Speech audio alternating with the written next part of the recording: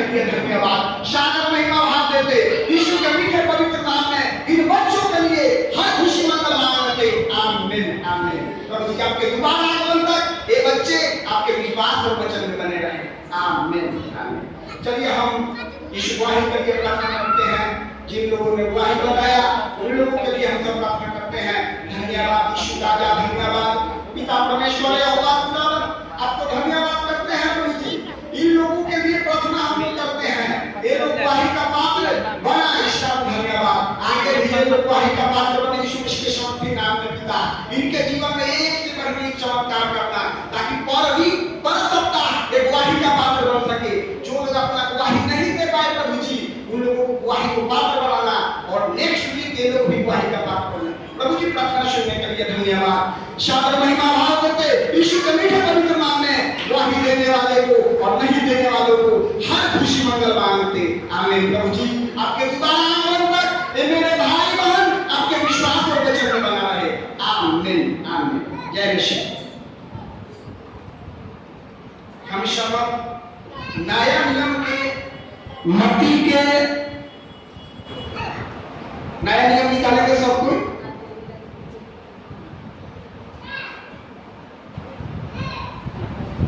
मत्ती के 19 अध्याय, मत्ती के 19 अध्याय के 16 से 30 पद निकालेंगे। Page number 32। दौड़ गया था। एक्सीडेंट खतरनाक हो गया, बहुत विशाल हुआ, लेकिन हमारे पति सही सलामत यीशु के देन से आ गए थे। हमारे पति को आज भी तबीयत खराब था, लेकिन हम पति हमारे पहुंच गए। यीशु मसीह बोला है, इसके लिए यीशु मसीह को धन्यवाद करते कि हम लोग खरोच नहीं गए, थोड़ा चोट लग के और हमारे पति वहाँ पे आके बैठे हुए, हम ले आए यहाँ पे। यीशु मसीह बोला है, इसके लिए आप लोग यीशु मसीह को धन्यवाद करते हैं। और हमारे बच्चों को कल स्कूल से आ रहा था, उसको बैग से भी ठोकर लग गया, हमारे बच्चा फेंका गया, लेकिन बच्चा को चोट लग के रह गया। इसके लिए भी हम आपको धन्यवाद करती हूँ। यीशु मसीह के हम धन्यवाद करते हैं कि हाँ हमारे बच्चे को बचा लिए।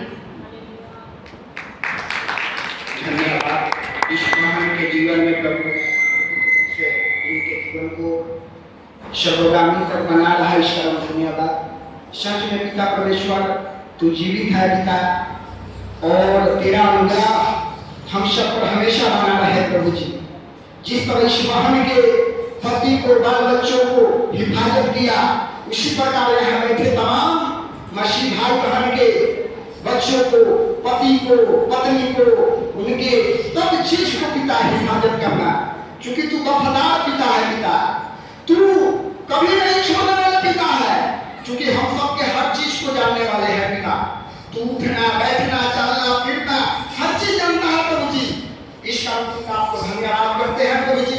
इसी प्रकार अद्भुत रीति से हम सबके जीवन में, हमारे सभी भाई बहन के जीवन में, यहाँ बैठे तमाम मेरे भाई बहन, माता पिता, यहाँ बैठे बेटा बेटी जो भी है, सबके जीवन में प्रभु जी अद्भुत रीति से उसके जीवन को पिता हिफाजत करना, ताकि ये गर्व से तेरा गवाही दे पाए यीशु मसीह के तुम्हारे नाम में प्रभु जी। तू मेरा जीवित परमेश्वर है, तू दुश्मनों को भूखने निकालने वाला पिता परमेश्वर हो। तू मेरे हर चीज को, हर कमी घाटी को हम सबके पूरा करने वाले जीवित परमेश्वर हो, ताकि तुझ पर जो विश्वास करे वो आनंद जीवन पाता है। आए चले इसी बातों के साथ हम सब वचन में प्रवेश करते हैं। सब कोई नया नियम निकाल लिया। मत्ती के 19 अध्याय के 16 से 20 माने 30 आयत तक हम लोग देखेंगे। धनी युवक और अनंत जीवन। धनवान व्यक्ति का अनंत जीवन, difference between rich person and live long life. आइए हम सब जानेंगे इस वचन के माध्यम से। एक दृष्टांत सबको मिला सबको। कितने लोगों को नहीं मिला? हाथ भाई सबको मिल गया ना। चलिए कोई एक वचन, कोई 16 पढ़े, ऊंचा आवाज में पढ़िएगा जरा, हमको भी सुनाइए।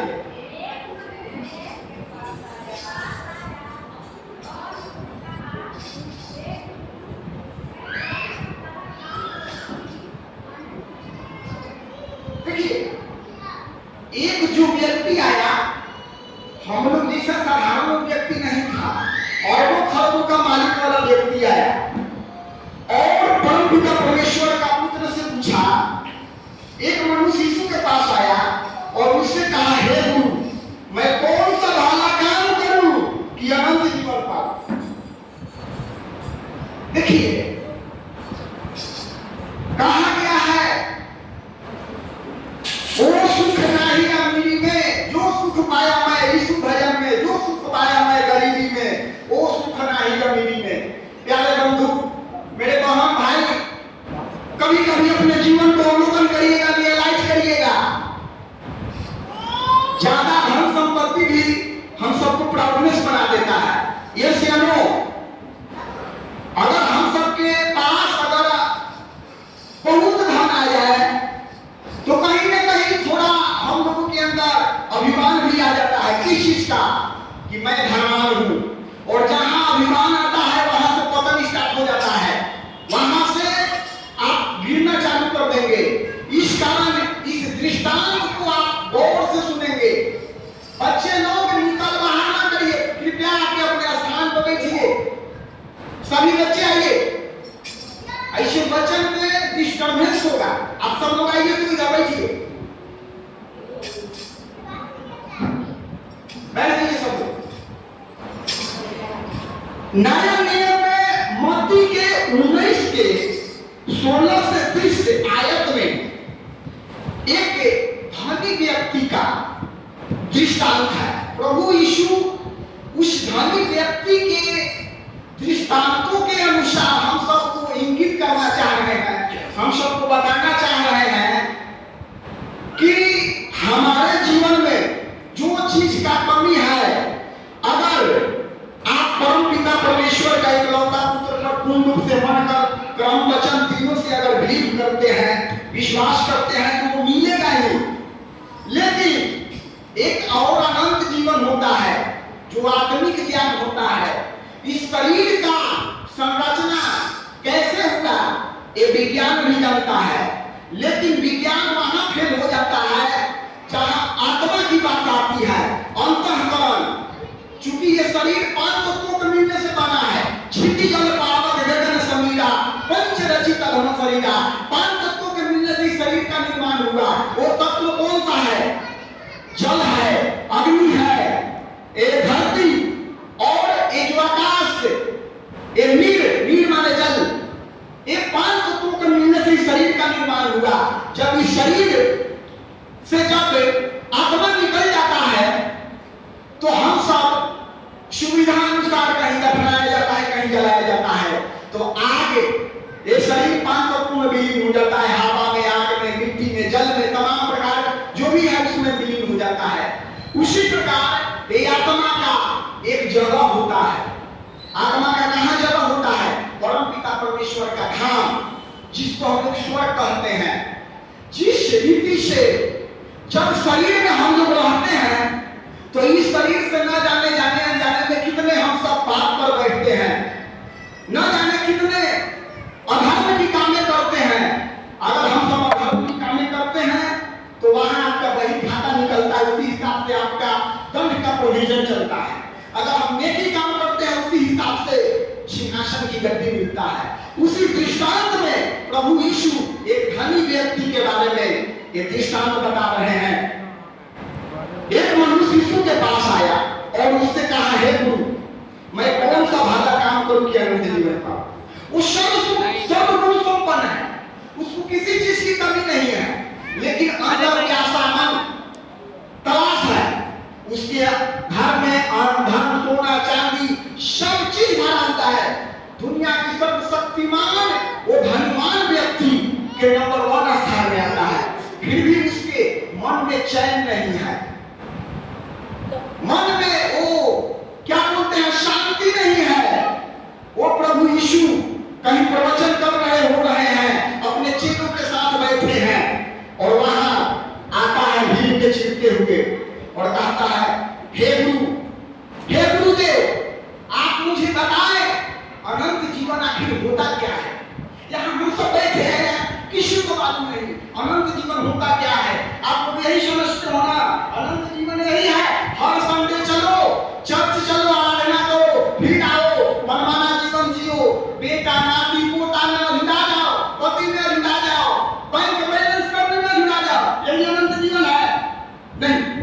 ये अनंत जीवन नहीं है। प्रभु ने शरीर दिया है तो शरीर को भरण पोषण करने के लिए भोजन की आवश्यकता है। इस शरीर को ढकने के लिए किस चीज की आवश्यकता है? कपड़ा की। उसी प्रकार आत्मा का भोजन क्या है? वो परम पिता परमेश्वर का क्या है? सत्संग है, आराधना है। वो आराधना सच्ची होनी चाहिए, झूठे मन से नहीं। इस कारण जिस प्रकार हमारे प्राण को रक्षा करने के लिए भोजन की आवश्यकता है, उसी प्रकार आत्मा की रक्षा के लिए प्रभु की नाम की आवश्यकता है, प्रभु की वचन की आवश्यकता है। बहुत लोगों को मैंने देखा, प्रभु का वचन इस कान से सुनते हैं, इस कान से निकाल देते हैं, तो अनंत जीवन उनको नहीं मिल पाएगा। कुछ भी खाता है प्रभु दे दो, कुछ भी हुआ है प्रभु हम उद्धार करो, सब दिन तो आप लेना ही जाने। देना किस दिन? आत्मा को देना सीखिए, अपने अंतःकरण को देना सीखिए। वो देना सच्ची आराधना है, प्रभु की वचन है। हालेलुया। दूसरा वचन उसका पढ़िए, 17 वचन पढ़िए। 17 वचन उसने उससे कहा,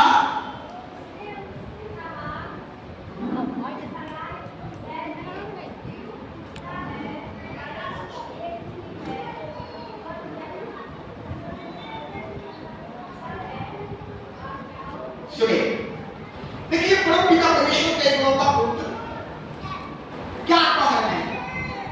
कह रहे हैं कि उसने उससे कहा, तू मुझसे भलाई के विषय में क्यों पूछता है?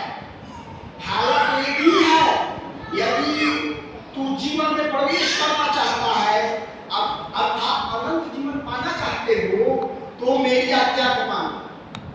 इसमें से कितने लोग प्रभु की आज्ञा मानते हैं? जरा हाथ उठाएं।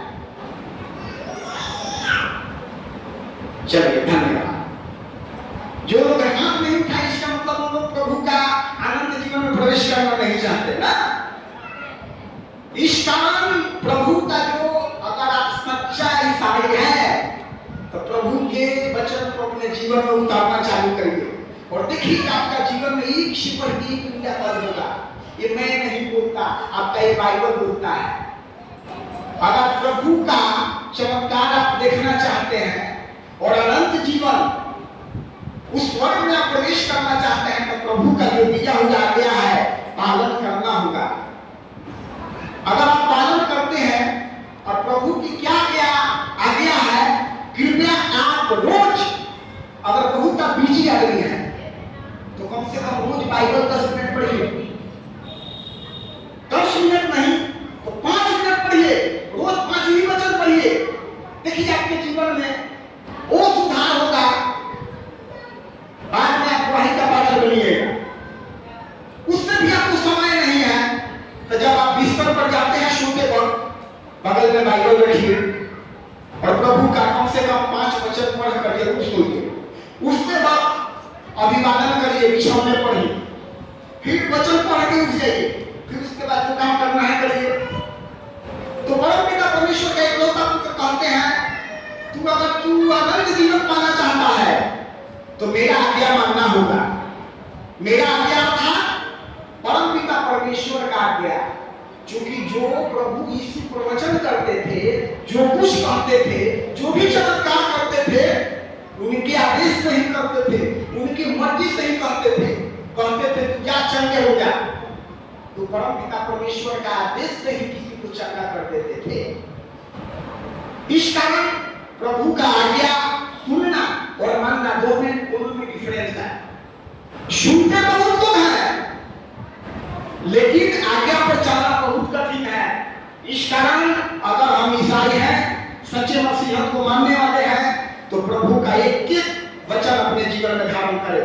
वो जीवन आपके कर्मों में दिखना चाहिए। मैं बार बार चिल्लाता हूँ, बार बार कहता हूँ, वो आज्ञा मन कर्म वचन तीनों से आपको निभाना होगा। तब आप you are the truth person of Christian community. आप सच्चे ईसाई कब कहे जाएंगे? जो परम पिता परमेश्वर का दिया हुआ व्यवस्था विवरण जो भी है उस पर अगर पूर्ण रूप से आप भरोसा करते हैं, उनके वचन पर चलते हैं, उनकी आज्ञा पर मानते हैं, तब आपको अनंत जीवन मिलेगा। वो स्वर्ग का राज आप ही का है। प्रभु कहते हैं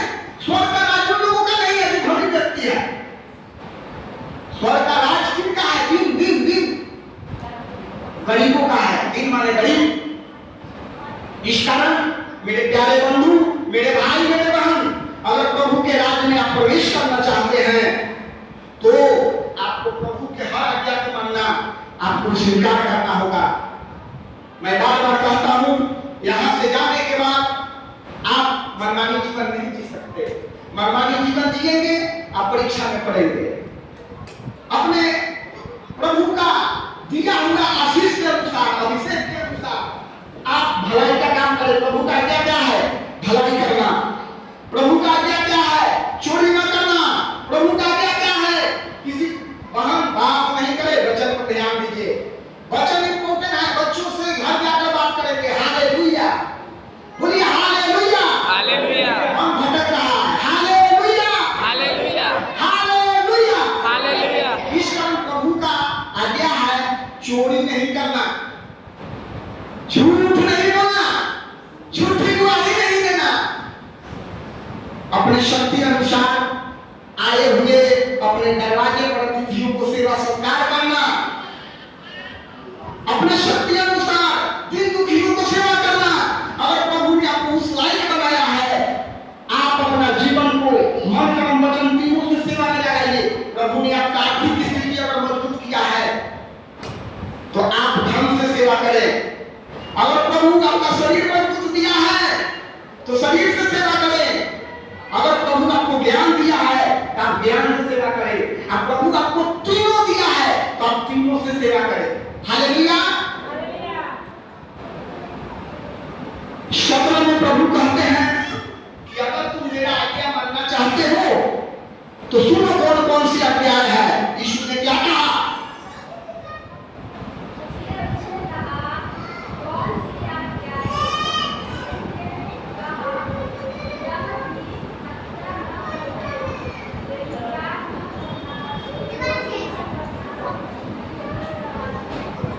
हालेलुया। चोरी नहीं करना, व्यभिचार। देखिए यहां व्यभिचार का अर्थ कितने लोग समझते हैं? जरा हाथ उठाइए जरा। व्यभिचार, what is meaning of characterless? व्यभिचार 3 प्रकार का होता है। इसके पहले लगभग हम 2-3 हफ्ता पहले इस पर विवेचना किए होंगे। व्यभिचार पर, व्यभिचार 3 प्रकार का होता है। मनसा वचा कर्मणा, मन से, वचन से, कर्म से। व्यभिचार के मतलब किसी के साथ आप जुल्म कर रहे हैं, किसी का जमीन आप हड़प लिए हैं, वो भी व्यभिचार है। किसी का जमीन आप हड़प लिए हैं, कोर्ट कचहरी में झूठा केस निकाले हैं।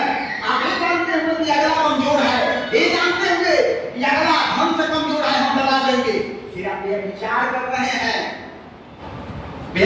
व्यभिचार का अनेक परिभाषाएं हैं, उसमें से एक परिभाषा मैं आपके साथ रखना चाहता हूं। मनसा वचा कर्मणा, जो दुर्लभ, जो अपने से कमजोर अर्थात निर्बल है, जिसके अंदर सामर्थ्य नहीं है, उसको आप दबाते हैं। जानिए घोर नरक में आप घोर नरक का अधिकारी हैं। अगर प्रभु हमारे पास, अगर हम नहीं देते हैं, व्यभिचार की श्रेणी है। आप तो जानते हैं ना, मैं व्यभिचार नहीं करता, मैं तो वचन बांटने में अव्वल हूं। लेकिन आप व्यभिचार कर बैठे। क्या कर बैठे? कोई गरीब आदमी आया, कहा मास्टर जी, ओ बाबू जी, आप जरा जगह दे दीजिए एक दिन के लिए। आपने क्या कहा? ना ना मैं नहीं दे सकूंगा। चूंकि आप बहाना बना दिए, आप ये भी व्यभिचार के श्रेणी में है। चूंकि आपके पास रहते हुए भी आपने उस निर्बल को, बड़ा उम्मीद से कोई किसी के पास जाता है, बड़ा उम्मीद के पास, आप उम्मीद के पास आए हैं ना, बहुत उम्मीद से आए हैं प्रभु के भवन में, बहुत उम्मीद के साथ आपने प्रभु को ग्रहण किया है। अच्छा, आप काहे इसको ग्रहण किया है? कोई उत्तर दे इसका। हम सब प्रभु यीशु को क्यों ग्रहण किए हैं? इसके भी घोर टाइम में हम लोग न जाने कितने देवी देवता को पूजे होंगे, न जाने कितने मन्नत माने होंगे, न जाने कितने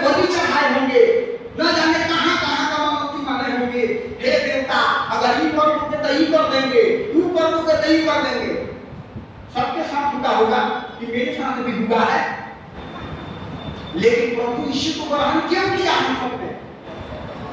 क्योंकि मेरे परम पिता परमेश्वर जीवित है, वो हम सबकी इच्छाओं को पूरा करते हैं, वो सबको परम पिता परमेश्वर के नजर में आपने विचार किए।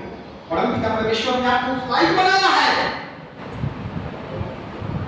अगर कोई हमसे हेल्प के लिए आता है, अगर मैं उस लायक हूं, तो मन कर्म वचन तीनों से निभाने का प्रयत्न आप करें, हम करें। अगर उस लायक नहीं है तो हे पिता उस लायक मुझे बनाओ कि मैं दूसरे को हेल्प करूं। Hallelujah, hallelujah. इस कारण व्यभिचार की परिभाषा मैं कहा अनेक प्रकार के हैं, लेकिन मैं इंपॉर्टेंट परिभाषा आपके साथ रख रहा हूं। प्रभु ने जिस अनुसार आपको बनाया है उस अनुसार आप लोगों को सेवा करना चालू करिए। आराधना में आकर आंख मूंद कर हालेलुया करने से कुछ नहीं। जब तक आपका प्रभु का वचन आपके कर्मों में नहीं दिखेगा, आपके वचन में नहीं दिखेगा, आपके मन में नहीं दिखेगा, तब तक आप सर्वगुण संपन्न नहीं हो सकते, आपके जीवन में आनंद नहीं मिल सकता। हालेलुया। इस कारण मन कर्म वचन प्रभु का आज्ञा है चोरी नहीं करना, व्यभिचार नहीं करना, और क्या है? हालेलुया।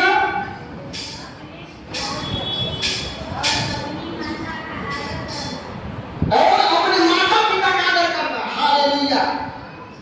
अपने माता पिता का आदर करना और अपने पड़ोसी से अपने समान प्रेम रखना। लेकिन हम सबके जीवन में सब उल्टा है। क्या वाकई में सत्य बोल रहा हूं? यहाँ से जाने के बाद बच्चों लोग मम्मी का बात नहीं मानते, पापा का, अरे बेटा ये क्यों करते हो, पुलिस समिति में क्यों जाते हो? अरे मम्मी तू बार बार मुझे टोकती है, अरे बेटिया बार बार मुझे टोकते हैं।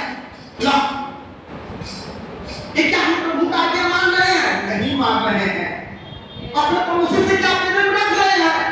जिस तरह परम पिता परमेश्वर हम सबसे प्रेम किया और प्रेम में हम सबको एक लौता पुत्र दे दिया। जाओ, जो लोग इन पर भरोसा करेगा, जो लोग इन पर विश्वास करेंगे, वो आनंद जीवन पाएंगे। वो हम सबसे इतना प्रेम किया कि एक लौता पुत्र दिया। हम सब कितना प्रेम करते हैं। कोई पड़ोसी मदद के लिए आए तो आनाकानी कर देते हैं। उस पड़ोसी से हम लोग उतना प्रेम नहीं जता पाते, क्योंकि हम सबके अंदर कहीं ना कहीं गलती, कहीं ना कहीं हम सबके अंदर वो प्रभु का वचन से विचलित हो जाते हैं। कहा गया है, ये बाइबल बताती है, मेरे प्यारे बहन, मेरे भाई, पड़ोसी आप जितना ही दुश्मन हो, उससे प्रेम से रहने नहीं भलाई है। चूंकि जब आग लगेगा ना, तो पहले वही आएगा बाल्टी लेकर। इस कारण अगर बाइबल की शिक्षा हम सबके जीवन में अगर उतार ले, तो हम सबके जीवन में एक से बढ़ के एक चमत्कार, एक से बढ़ के एक मिराकल देखेंगे। उस धनवान व्यक्ति का दृष्टांत हम सबके जीवन को अधोगामी बनाने में ये सब हम सबको सब श्रेष्ठता की ओर ले जाएगा। अगर इस आज्ञा को हम लोग मानते हैं, इस प्रभु के वचन पर हम लोग चलते हैं, तो दुनिया की कोई शक्ति आपको परास्त नहीं कर सकता। ये आत्मिक रूप से भी आपको मजबूत बनाएगा और बाहरी रूप से भी मजबूत बनाएगा। हालेलुया। इस कारण चोरी नहीं करना, किसी का चुगली नहीं करना। हे दोष लगाने वाले, अगर तुम दोष लगाओगे तो तुम पर भी दोष लगाया जाएगा। आज जीवन में अगर डालते हैं तो प्रभु हम सबसे प्रसन्न होता है और जो मांगते हैं सो मिलता है। हालेलुया। आगे वचन पढ़े।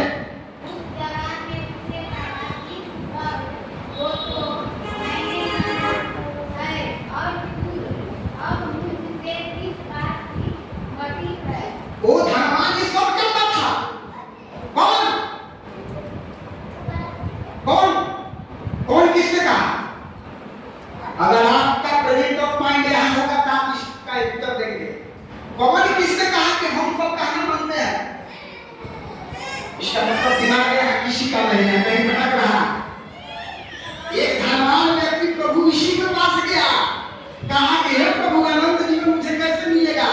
तो वो धनवान व्यक्ति, धनवान युवक प्रभु यीशु से कहा कि हम इस सब बात मानते हैं, अपने अपने बच्चों पर ध्यान रखें।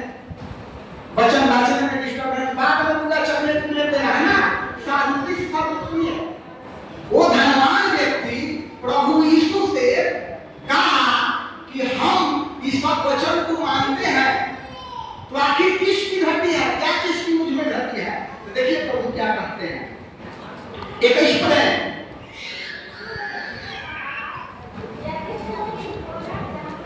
हाँ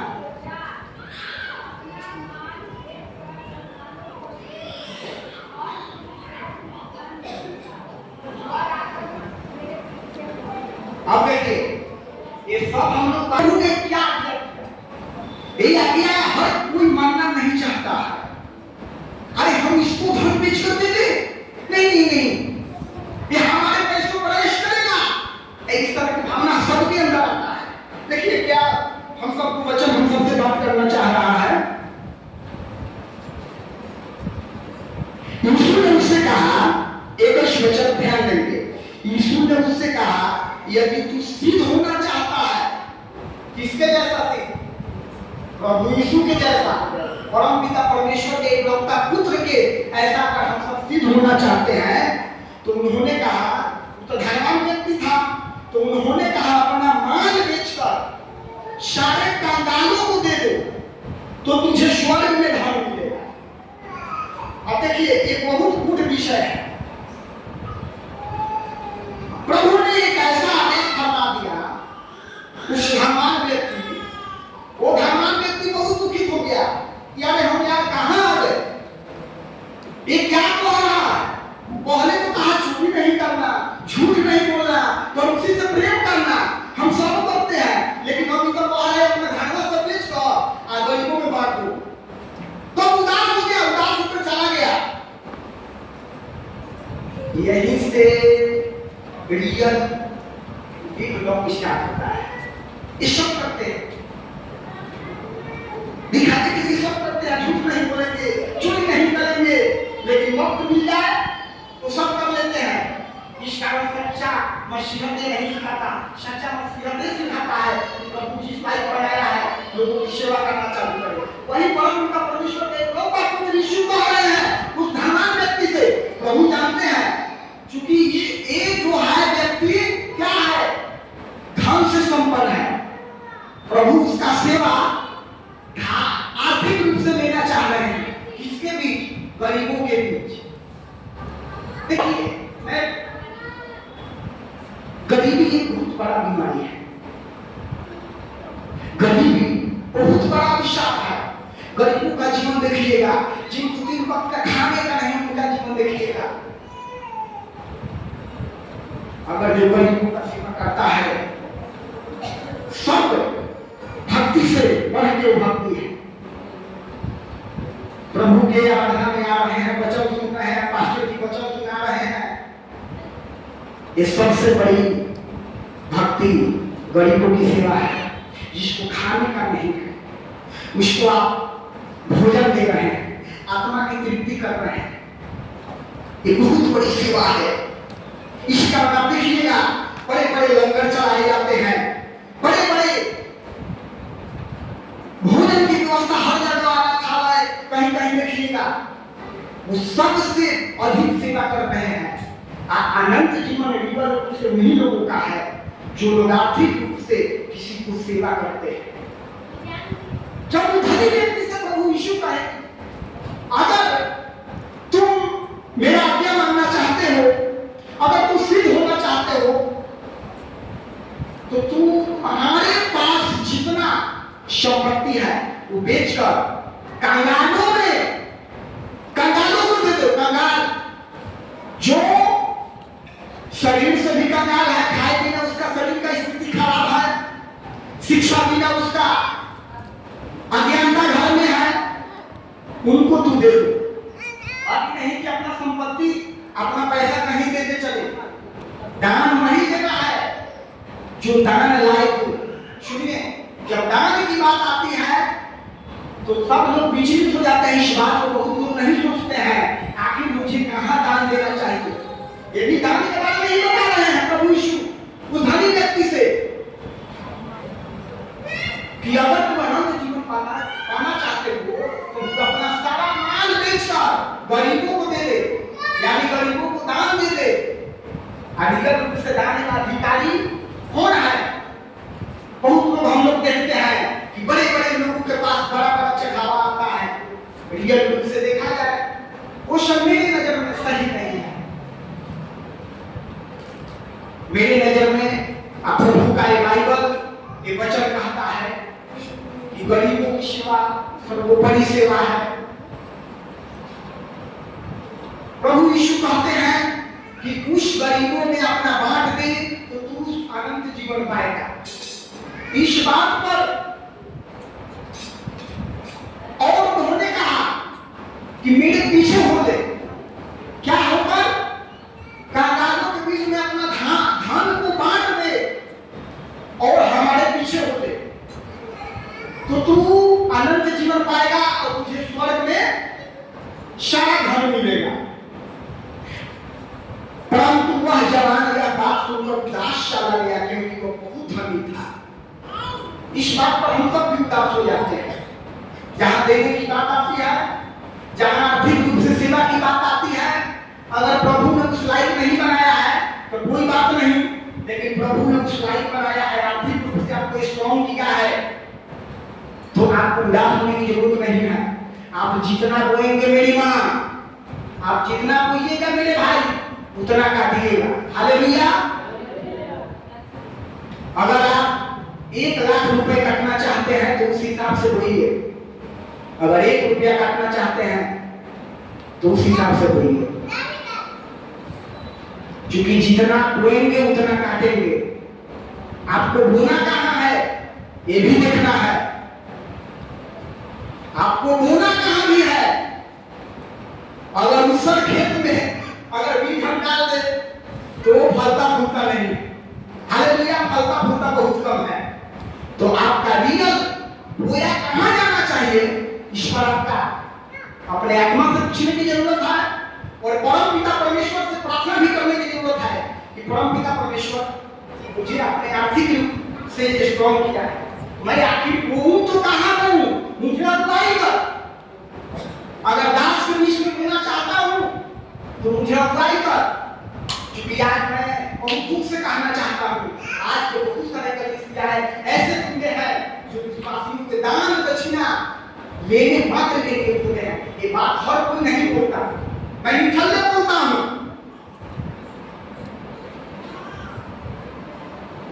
प्रभु से आप प्रार्थना करिएगा कि प्रभु अगर मैं दासों के बीच में अपना आर्थिक स्थिति बोलना चाहता हूं, मैं अपना दान देना चाहता हूं, तो कैसे दासों को मुझे दान देना चाहिए अगुवाई कर। परम पिता परमेश्वर पवित्र आत्मा अगुवाई करेगा, क्योंकि आने वाले दिन में बहुत झूठे भविष्यवक्ता खड़ा होंगे। क्योंकि ये नहीं, मैं नहीं कहता, ये बाइबल कहता है। तो बोना वहां भी है जहां आपको लगे कि नहीं यहाँ रियल में होना चाहिए। रियल में हमारे इस भेड़ों की जनता में सच्ची मसीहत दिख रही है, ये प्रभु के सच्चे दास हैं, वहां बोला। अगर आपको लगता है कि आप बोलिए, अन्यथा आप जो समझ कर बोलेंगे उसका फल आपको नहीं मिल पाएगा। हालेलुया। इस कारण परम पिता परमेश्वर का इकलौता पुत्र उस धनी व्यक्ति से कहते हैं कि सारा माल बेच के तुम कल्याणों में बांट दो और मेरे पीछे हो गए। परंतु वह जवान यह बात सुनकर उदास हो गया और उदास होकर चला गया, क्योंकि उसके पास अथाह संपत्ति था, खरबों अरबों का वो मालिक था। अगर एक बार में कोई कह दे कि तू अपना ये सारा जमीन जायदाद बेचकर कंगालों को दे दे, सबको धड़ाक से लगेगा कि अरे भाई ये क्या कह रहा है, ये पता से बोल रहा है, इसकी भाषा समझ में नहीं आ रहा है, ये हमारा गरीबी लाना चाहता है। लेकिन नहीं, ये आपके जीवन की बदकिस्मती दरवाजा को खोलने का काम करता है। उस व्यक्ति के पास हालेलुया, उस व्यक्ति के पास बहुत सारा धन था, लेकिन वो संत महात्मा के पास, प्रभु यीशु के पास क्यों आया? क्योंकि उसके जीवन में आत्मा रूपी शांति नहीं था। हालेलुया। अनंत जीवन नहीं था, अनंत पैसा था, पैसों का ढेर था, सोने चांदी का खदान था, लेकिन उसके पास क्या नहीं था? क्या नहीं था मेरे मां?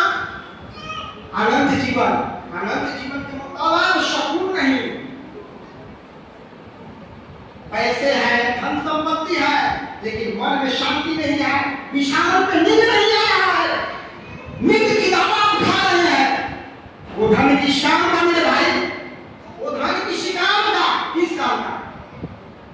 इस कारण सच्चा जीवन आप चाहते हैं, अनंत जीवन चाहते हैं, तो आर्थिक रूप से भी आपको सेवा जारी रखना होगा। हालेलुया।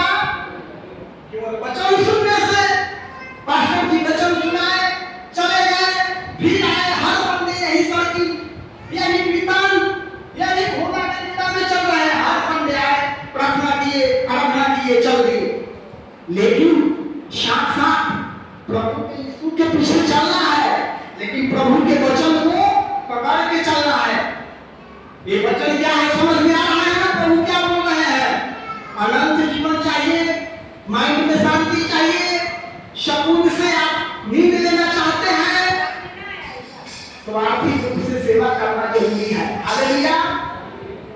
और बाइबल आपको सब बता रहा है, ये बाइबल की वचन हर बात बताता है, हर चीज हमको सिखाता है। वो दान आपके कहाँ होना चाहिए, वो दान किसके बीच होना चाहिए, वो सेवा किसके बीच होना चाहिए। हालेलुया।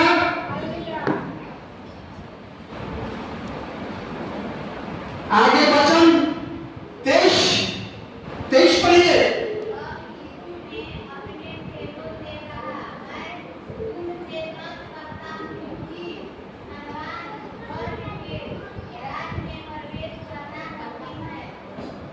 हालेलुया। देखिए तब यीशु ने अपने चेलों से कहा, धनवान व्यक्ति बड़ा उदास होकर चला गया, कहा हम कहां फंस गए, इस माने उसके अंदर बहुत गलत विचार आ गया। उदास होने का मतलब आपके अंदर विचार क्या आ गया? गलत आ गया। प्रभु ने कहा अपना धन को सही जगह लगाओ, सेवा में लगाओ, लेकिन इस बात पर वो धनिक युवक निराश हो गया। जब चला गया तो प्रभु यीशु अपने चेलों के साथ बैठे थे, प्रवचन कर रहे थे। वो सन्यासी आदमी, न शादी हुआ था, न बाल बच्चे थे, वो छोटे बच्चे से ही सन्यासी हो गए। जगह जगह जिधर जिधर जाकर सुसमाचार सुनाते, प्रवचन करते और अपने चेलों के साथ वार्तालाप करते। जब ये धनी युवक चला गया तो अपने चेला से प्रभु यीशु कह रहे हैं, हालेलुया। तब यीशु ने अपने चेले से कहा, मैं तुमसे सच कहता हूं, क्या कहता हूं? सच कहता हूं कि धनवान का स्वर्ग राज्य में प्रवेश करना कठिन है। हालेलुया। देखिए बहुत बड़ा एक बात है, धनवान को स्वर्ग में प्रवेश करना बहुत कठिन है, बहुत क्योंकि बहुत कंजूस होता है ना, धनवान लोगों के प्रति दिल नहीं होता। गरीबों के पास जितना दिल होता है ना, उतना पैसे वालों के पास दिल नहीं होता। अगर गरीबों के नाम पर कह दिया जाए कि थोड़ा वहां लंगर चलाना है, गरीब बेटी की शादी है, तो वो लोग देने के नाम पर लोग शुरू हो जाते हैं। इसी कारण प्रभु यीशु कह रहे हैं कि धनवान का स्वर्ग के राज्य में प्रवेश करना बहुत कठिन है, क्योंकि वह उसका मनोवृत्ति हो जाता है, उसका मनोवृत्ति ऐसा हो जाता है, उसको लगता है कि सब यही चीज है, लेकिन ये पता नहीं है कि दिया है वही तो ले लेगा वही, अगर जो देता है वो देना भी जानता है मेरे भाई। इस कारण धन की तीन गतियां होती है। पहला प्रभु ने आपको दिया तो उसका भोग करो, कंडीशन नहीं करो, और नहीं भोग करोगे तो दान करो। भोग दान तो निश्चित है, अगर दान भी नहीं करोगे ना तो चोर उठा कर ले जाएंगे। इसी कारण धन की तीन गति होती है, भोग दान और नाश। वो नाश हो जाएंगे, अनेक प्रकार के भयंकर बीमारी आ जाएंगे, डॉक्टर के घर भर दोगे, लो तुम इधर नहीं भागा तो तुम उधर भर, कहीं न कहीं निकल जाएगा। इस कारण परम पिता परमेश्वर कह रहे हैं कि धर्मानों का स्वर्ग में प्रवेश बहुत कठिन है, बहुत कठिन है। हालेलुया। इस कारण ये जो यीशु का वचन है हम सबके जीवन में पालन होना चाहिए। अगर हम 10,000 कमाते हैं तो अपना कमाई का 10वां हिस्सा गरीबों की सेवा में जानी चाहिए। Hallelujah, hallelujah. अगर हम 1 लाख कमाते हैं, आप 1 लाख कमाते हैं तो 10,000 उसका दशांश 10,000 गरीबों की सेवा में जानी चाहिए। आपका अंतःकरण ये नहीं कि पादरी को उठाकर 10,000 दे दो, नहीं। आपको जो इच्छा हो पादरी को दो, क्योंकि उसका भी घर इसी से चलता है। प्रभु की काम कर रहा है ना, वचन सुना रहा है ना, उसके भी बच्चे हैं ना। जिस प्रकार आप 12 घंटा कंपनी में ड्यूटी करते हैं, गाड़ी चलाते हैं, वो भी काम है ना घर गृहस्थी के लिए। उसी प्रकार प्रभु का दास है, वो काम करते हैं प्रभु का, उनका भी घर इसी से चलता है। तो अपने कमाई का 10वां हिस्सा गरीबों के सेवा में जानी चाहिए। और जो आपको वचन सुनाते हैं, जो इस वचन को प्रचार प्रसार करते हैं, उनकी भी सेवा जानी चाहिए। हालेलुया। देखिए आपकी आर्थिक सेवा कहां से पुण्य बटोर ला रहा है, कहां से ब्लेसिंग ला रहा है, कहां से विशेष ला रहा है। पहला जब आप पादरी को पास्टर को आप अपने कमाई का 10वां हिस्सा देते हैं तो आपके लिए प्रेयर करता है, प्रार्थना करता है, खुले मन से प्रभु की आराधना कर आशीष दिलाता है। और जब गरीब की सेवा करते हैं, किसी असहाय को खाना खिलाते हैं, उसकी भूख को तृप्ति दिलाते हैं, तो वो भी आपको ब्लेसिंग देता है, वो भी आपको आशीष दिलाता है। हालेलुया। इस कारण आज से सब लोग नियम पालन करें। अपना कमाई का 10वां हिस्सा जरूर निकाले गरीबों की सेवा, पादरियों की सेवा। अनैतिक अनाथाय अनाथ बच्चे हैं जिनको पढ़ने के लिए पैसे नहीं है, उनके पढ़ाई में कलम के लिए, कॉपी के लिए। देखिए आपके जीवन में कितना बड़ा चमत्कार। और आप स्वर्ग के राज्य में प्रवेश करने से दुनिया की कोई ताकत नहीं रोक पाएगा, क्योंकि प्रभु मैं नहीं कहता। बहुत लोग सोचते होंगे अरे मेरी पैसे से पादरी साहब, पास्टर जी ऐश करेंगे। नहीं, ऐसा नहीं सोचिए। मेरे पैसे से गरीबों की सेवा जाएगा, वो हमसे बड़ा हो जाएगा। नहीं, आप उसके लिए नहीं कर रहे, अपने लिए।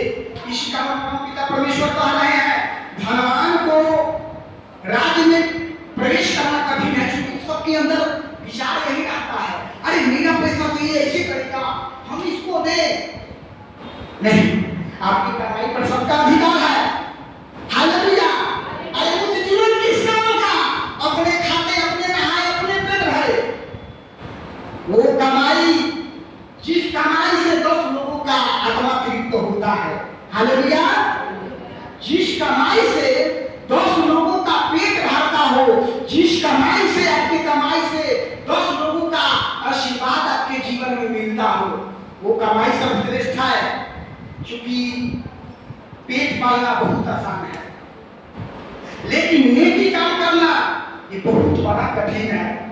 इसी कारण परम पिता परमेश्वर का एकलौता पुत्र यीशु कहते हैं कि धर्मानों के लिए स्वर्ग नहीं है, धर्मानों के लिए स्वर्ग में कठिन प्रवेश है। क्यों? अभी आपने दृष्टांत देखा, क्या देखा, क्या सुना? जब धर्मान व्यक्ति आया और यीशु से कहा कि अगर मुझे जीवन चाहिए, जब प्रभु बताने लगे तो मन दुखित हो गया। अरे तो तुम आया काहे के लिए? तुम्हारा आया अनंत जीवन लेने के लिए, आज्ञा नहीं मानना है। प्रभु पास्टर जी हमको ये चाहिए, प्रभु से प्रार्थना करिएगा।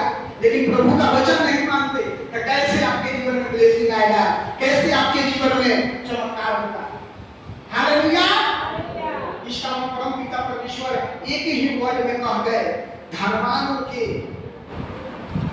लिए स्वर्ग में प्रवेश करना बहुत कठिन है। क्योंकि उसका जो मनोवृत्ति है बदलेगा नहीं। पास्टर कहेगा, पादरी कहेगा, वो बात नहीं मानेगा, कहेगा पास्टर अपने जेब भरने के लिए बोलता है। उसके अंदर दुष्ट आत्मा की शक्ति अटैक कर जाता है। अरे तू वहां देगा बेटे, एक बच्चे का तो हमारा बाल बच्चा का कोई भुतरी होगा, हम बैंक बैलेंस करेंगे, आला जमीन खरीदेंगे। पता नहीं, अगर हम प्रभु का आज्ञा नहीं मानते हैं, प्रभु का वचन नहीं मानते हैं, तो एक से बढ़ के एक आपके जीवन में परीक्षाएं आना चालू हो जाते हैं। हालेलुया। एक से बढ़ के एक बीमारी का आना चालू हो जाते हैं। कहीं शुगर है पास्टर जी, तो कहीं हार्ट का प्रॉब्लम है पास्टर जी, तो कहीं थायराइड है पास्टर जी, हमारे लिए प्रार्थना करिएगा। लेकिन प्रभु के वचन के माध्यम से प्रभु जो यीशु कहते थे वो हम पालन नहीं किए। अगर पालन करते तो एक दिन नहीं आते। क्यों? वो धनी व्यक्ति का दृष्टांत हम अपने जीवन में यही बताता है कि भाई मेरे रियल में, वास्तविक में, सच्चाई में अगर प्रभु आपको जिस लायक बनाया है उस लायक आप काम करना चालू करें। अगर प्रभु ने मुझे अपने कामों के लिए चुना है और इस काम में मैं आनाकानी करूं, हाँ पास्टर जी आइएगा, समय है आपके पास।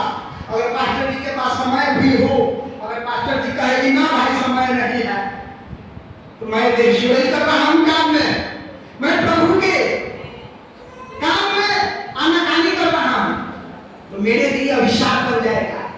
मेरे लिए स्वर्ग में के राज्य में प्रवेश करना कठिन हो जाएगा। हालेलुया।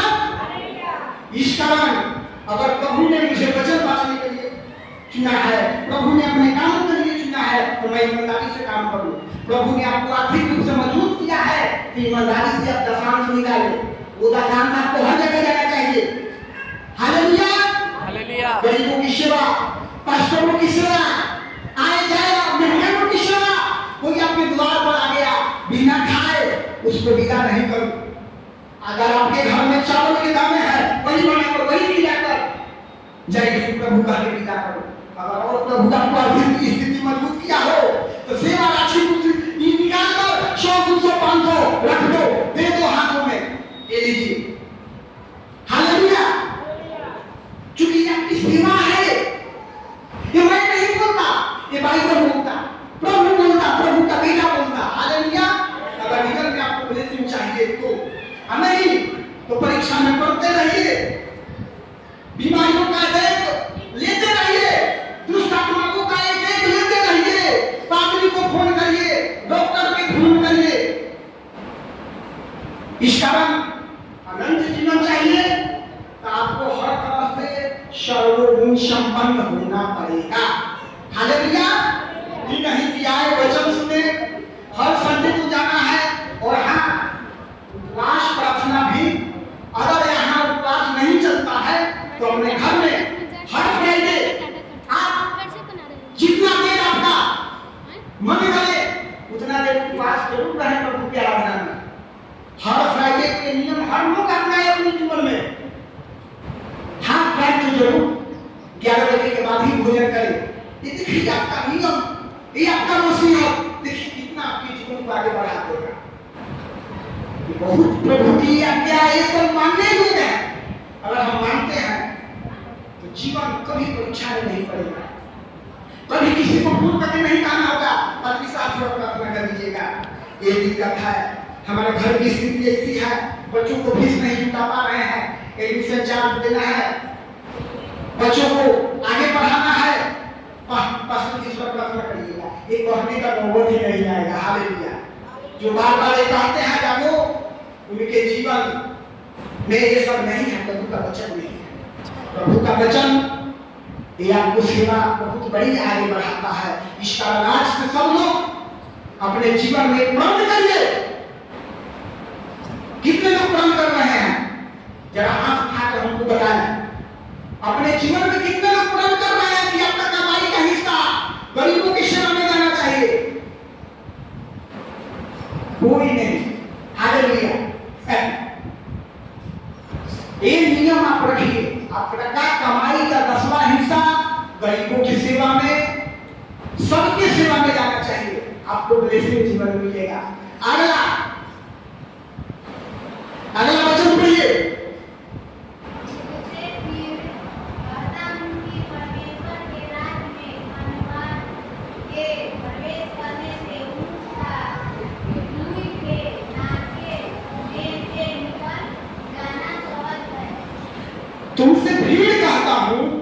परमेश्वर के राज्य में धन्यवान के प्रवेश करने से ऊंट का सुई के नाकों में से निकल जाना सहज है। इस शब्द को समझिए। ऊंट कितने लोगों ने देखा है? बहुत लोगों ने देखा होगा। ऊंट का कभी मेरी फैक्ट्री देखिएगा, कितना लंबा उसका नाक है, गर्दन और नाक भी उसी प्रकार। अब पैर देखिए लंबा, जो सुई का नोक होता है अगर उसमें डाले तो उसको पता नहीं चलेगा। उसी प्रकार धनवान के बारे में प्रभु यीशु कह रहे हैं, कंजूसी करिएगा, हर तरफ को आपको प्रभु आपको परीक्षा में ही ले जाएगा और अनंत जीवन नहीं मिलेगा। तब आप कहलाएंगे नाम का मसीह।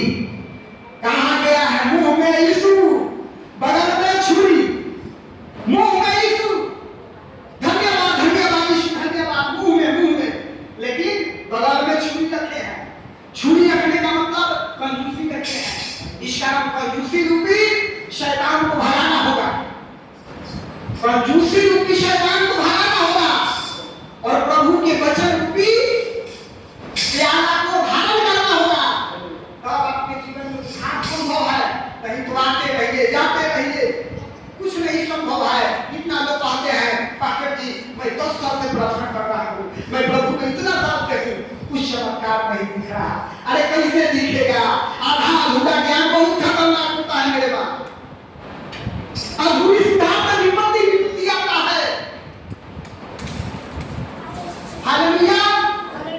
इस कारण आधार सुधार नहीं, पूर्ण सुधार होना चाहिए।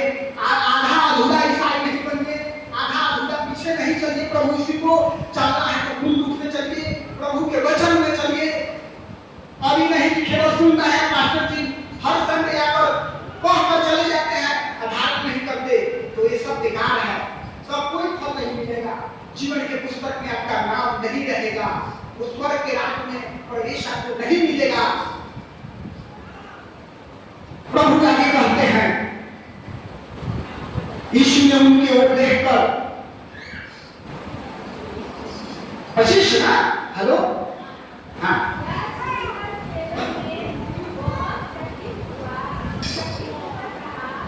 हालेलुया। सुनिएगा, यह सुनकर चेला बहुत चकित हो गया। बहुत, जैसे अभी हम सब चकित हो रहे हैं,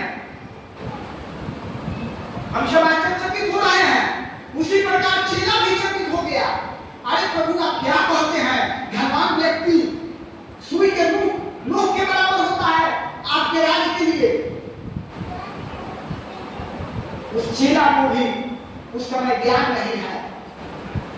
आगे कहते हैं, यह सुनकर चेले ने बहुत चकित होकर कहा फिर किसका उद्धार संभव है? 26 पढ़िए।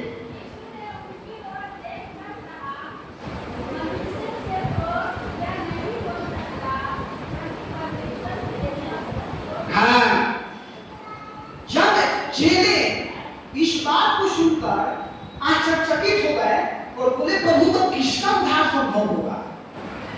आप पता बोलते हैं, आपका वचन समझ में नहीं आता प्रभु।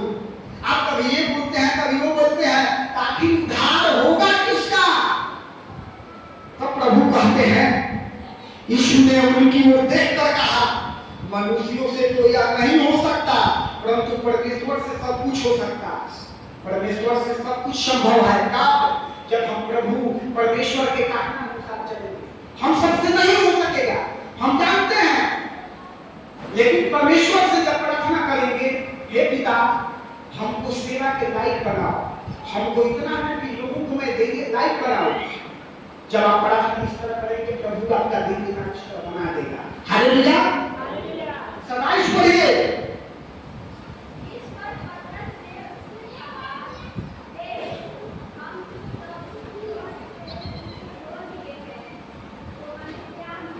देखिए पतरस ने प्रभु का न्याय था, चेला था, प्रभु से कह रहा है पतरस। इस पर पतरस ने उससे कहा, देख प्रभु हम तो सब कुछ छोड़ दिए, अपने घर इलाज क्या बोलते हैं अटारी महल सब छोड़ दिए, घर परिवार सब छोड़कर तेरे पीछे हो गए। कहीं हमने गलत तो नहीं किया ना? हमको क्या मिलेगा? क्योंकि देखिए मेरे भाई मेरे बहन, कोई किसी से रिश्ता रखता है ना, तो एक दूसरे से प्रीति रखता है, एक दूसरे से स्वार्थ छिपा रहता है। स्वार्थवत किसी सिरे से प्रीति लगाता है। इस बात को समझते हैं। आपका विश्वास है प्रभु यीशु से, आप प्रभु यीशु के साथ क्यों है? प्रभु मेरे घर का हिफाजत करेगा। प्रभु कोई शैतान की शक्ति नहीं आने देगा। अगर इस हिफाजत करना बंद कर दे आप विश्वास हो जाइएगा। ना प्रभु यीशु ने सब कहा है, झूठी बातें हैं, कुछ नहीं प्रार्थना का उत्तर मिलता है, आप दूर हो जाएंगे। उसी प्रकार पतरस कह रहा है। पतरस कौन था? प्रभु के बाद चेलों में से एक था। पतरस चेला था। आप भी चेले हैं। मैं वचन बात रहा हूं, आप सब यहाँ चेले हैं। आप मेरे पिता बेटी के समान हैं। हालेलुया।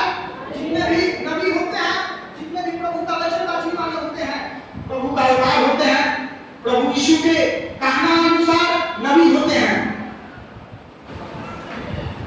उसी में एक पतरस था। मैं कहता इसमें कितने पतरस बैठे होंगे, कितने बहन भी पतरस है, कितने भाई भी पतरस है। उनको लगता है हम तो पास्टर जी आते हैं यहाँ और आते हैं तो गांव समाज के लोग हमको बड़ा प्यार करते हैं। अरे कहाँ जाते हो, क्रिश्चियन हो गया, अरे बेकार तुम धर्म में चला गया, पास्टर जी हमको क्या मिलेगा। जिस तरह पतरस ये मनुष्य का जो दिमाग है ना, बहुत एटीट्यूड वाला है, बहुत घमंडी है, इसको समझाना बड़ी मुश्किल है। लेकिन इसको समझना प्रभु के वचन उनकी छड़ी से मार कर सचिए। हालेलुया। क्योंकि हम सबको पतरस नहीं बनना, हम सबको प्रभु का परमपिता परमेश्वर का सच्चा बेटा बेटी बनना है, सच्चा चेला बनना है। लोभ के लिए है प्रभु हमको क्या मिलेगा, हम आपके साथ आए हैं तो पास्टर जी हम आपके वचन सुनने के लिए आए हैं तो हमारे जीवन में ब्लेसिंग मिलेगा कि नहीं? अरे मिलेगा कि नहीं मिलेगा, अपने अंदर झांकिए। आप उस लायक हैं कि नहीं? मन में कपट रखे हैं। कहा गया है ना, काम क्रोध मद लोभ शवा नाथ नरक के बंद जिस परिहर ही भरिया भजा जो शुद्ध लौ प्रभु वचन। अगर काम रखे हैं, क्रोध रखे हैं, मद रखे हैं, ईर्ष्या दुर्गुण अहंकार कंजूसी रखे हैं, अब चमत्कार अपने जीवन में चाहते हैं, नहीं मिलेगा। पतरस की तरह नहीं बनना है। देखिए पतरस कितना लालची तरह के कह रहा है, हमने प्रभु सब छोड़ा, अपने बीवी छोड़े, बच्चे छोड़े, उठा महानिया बात सब छोड़ा, आखिर हमको क्या मिलेगा? देखिए प्रभु से सवाल करता है। तो आप कह सकते हैं मेरे मां कि पास्टर जी वो पतरस जब सवाल कर सकता है तो हम काहे नहीं कर सकते हैं? पतरस भी मनुष्य था, आप भी मनुष्य हैं, लेकिन पतरस का आत्मा नहीं, पतरस के अंदर शैतानी मन सवाल कर रहा है। आत्मा गलत कामों पर आपके अंदर, अगर आप गलत काम करिएगा ना तो आत्मा डरता है, खटखटाता है अंदर से। कभी कभी सोचिएगा, कहिएगा कि ना कभी मन नहीं करता है उसको ऐसे करे, लेकिन कभी मन